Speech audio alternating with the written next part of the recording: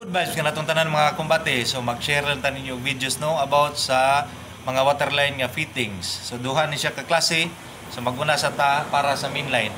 So kani siya mo ni siya ang hose nga gamiton para sa mainline gikan sa water district paingon sa inyong kaugalingong linya.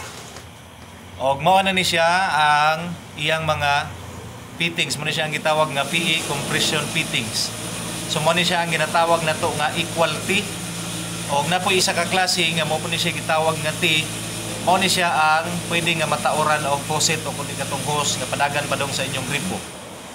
Mao ni siya ang PE compression nga elbow. Naa ni siya mga gasket sa sud para dili mag-leaking, mo na siya gitawag og compression.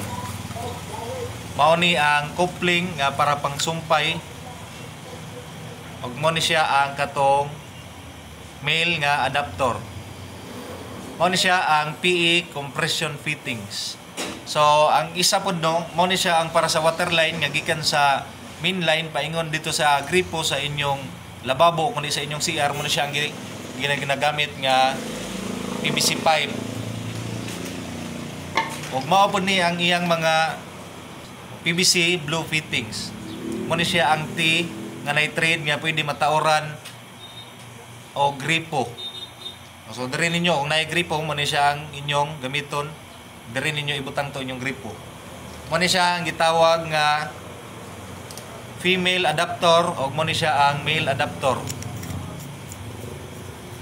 Naapod tay T nga plain ra no. So diri ni siya pwede magsumpay, diri mong butang o kining PVC pipe nga blue nga ipadagan ninyo padong sa inyong linya.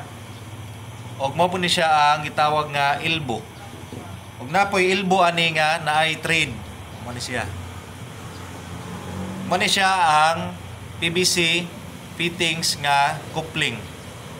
So tanan nga gamiton ninyo para ning sa PVC pipe nga fittings sa inyong pagsumpay. So dapat gamitan po ninyo aning solvent. So kani nga brand Sherman ni siya. Kagumbati, dili ta expert ani no, pero maghatag lang tag tips o basic knowledge about sa atong experience diri sa KitKat nga hollow blocks. So mora kumbati.